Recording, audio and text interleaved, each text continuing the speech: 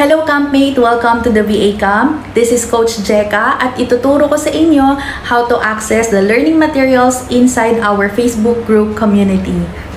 Pagkatapos mong isend yung full name, email address, and the enrollment fee, hintayin mo lang yung confirmation message from the Facebook page. Kapag naka-receive ka na ng confirmation message, i-click mo lang yung link na to para mapunta ka dun sa instructions how to access the learning materials. And then i-click mo lang yung button na to para mapanood mo yung full video instructions. And please do not skip this part para guided ka how to access the course materials using your computer or your cell phone. Pagkatapos mong panoorin yung video instructions, merong button sa baba kung saan mare-redirect ka sa ating Facebook group. Hintayin mo lang na i-accept ka ng ating admin para maumpisahan mo na yung mga courses. Huwag mo rin kalimutan na sagutin yung mga questions dito gaya ng date enrolled, yung registered email address, and kung saan ka nag-enroll. Kapag na-accept ka na ng ating admin, ganito na yung makikita mo sa iyong computer. Dito sa left part, meron tayong mga chats dito kung saan pwede kayong sumali, depende dun sa pangangailangan ninyo. Pero kung gusto mong sumali dun sa general chat natin, wherein nandito lahat mostly ng ating mga students, you can join our general chat. Kung halimbawa sumali ka sa group chat ng mga hiring and job opportunities, dito makikita mo yung mga messages about sa mga hiring opportunities or dun sa mga nag-outsource ng mga virtual assistants. To start the learning process, you just go to the guide section, then nandito na yung mga lessons natin ng different courses. Pero dahil sa update ng Facebook, pagka-click mo nito, isang video lang yung makikita mo and then comments na yung the rest. So ang gagawin mo lang dito, you just have to click Getting Started and then makikita mo na dito sa left side yung Guide 1 hanggang Guide 18. So pwede mo na umpisahan yung lessons natin from the Guide 1. And then let me just remind you na hindi lang ito purely video lessons, kundi may mga templates din, may mga documents din akong nilagay dito. Pero majority ng mga learning materials natin ay mga videos. So every time na nakakatapos kayo ng topic or ng lesson, don't forget to click the done button kasi dito namin makikita at matatrack yung progress ninyo dun sa ating courses. So maliban sa guide section natin, pwede rin kayong magbasa ng mga lessons dito sa discussion board.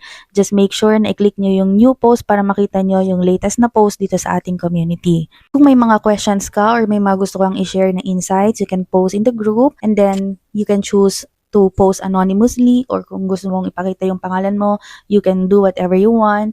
Just ask questions, anything under the sun. Basta related sa virtual assistant. And if you're using mobile phone naman, makikita nyo lang dito yung chats. You just have to click that and then click nyo lang kung saan nyo gustong sumali.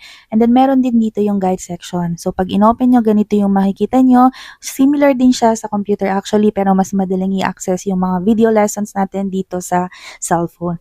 And then you just have to click on that. Let's say for instance, you want to watch one video.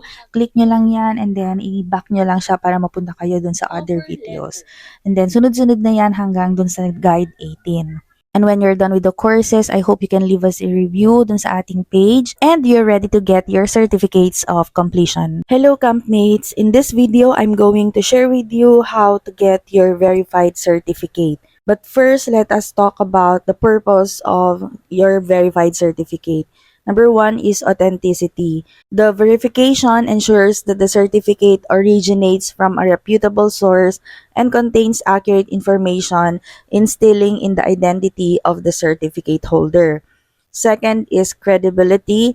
Dito, you are going to provide a tangible proof of your expertise in specific areas katulad ng administrative tasks or basic graphic designs, and it will enhance your credibility in the eyes of your potential clients.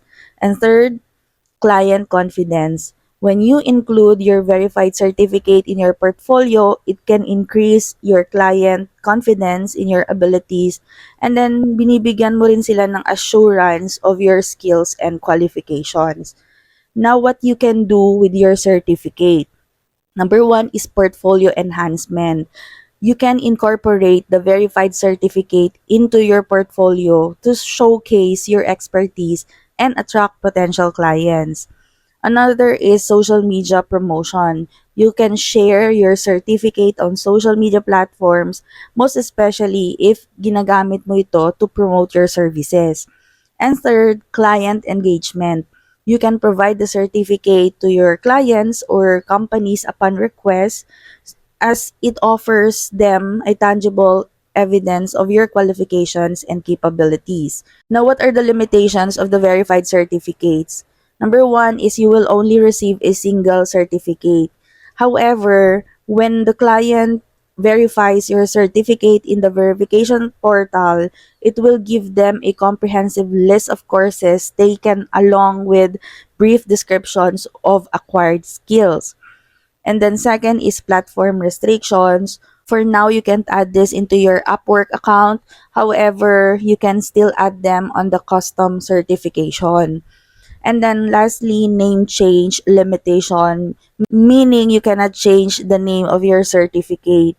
Kung ano yung provide ninyo during enrollment, yun yung ginamit namin to put on your portfolio. Now, I will show you how to get your verified certificates.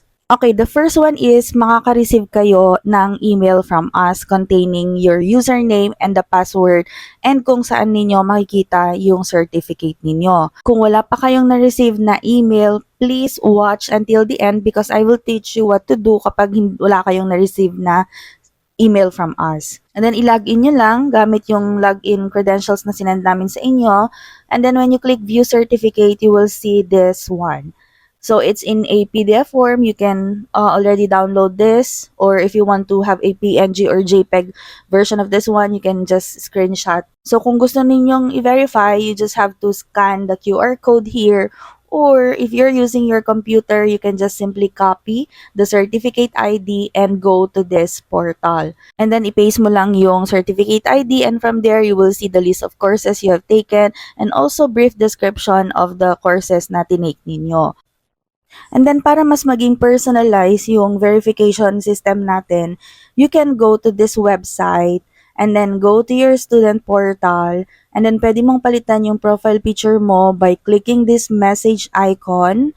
And then, when you go there, you will see etong settings. Click that one and then you can upload your photo and then don't forget to click save change. And then when you go to the website, when you go back to the verification portal, you refresh it and there you go, you will see your profile picture there every time na i-verify yung certificate mo. Now, if you were not able to receive any email from us, you can simply go dun sa website na to and then please find the request certificate button there at below. I-type mo lang yung registered email address nyo sa amin when you enrolled.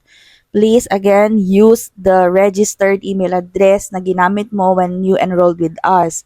If you're not sure with the email address, you can simply go back to our conversation kung saan po kayo nag-send ng receipt or else madedelay yung pag-receive ninyo ng certificate from us. If tama yung email na nilagay ninyo, ganito yung makikita ninyo. You just have to wait for a few seconds and then may mag-a-appear na dialog box na email sent na. So you go and check your email address, marireceive na ninyo yung email from us. But if you have input the wrong email address, you will see a dialog box na hindi nakaregister sa amin yung email address nyo. Now, if you think na mali kami and tama naman yung nilagay mo na email address, or kung wala ka pang na-receive na email from us, you can simply go and copy this email address and then you provide us the following information. Para mas madali naming ma-check yung information, you can follow the format in your screen. And then, please, don't forget to include your registered email address. Then, kung may new email address ka, you put there.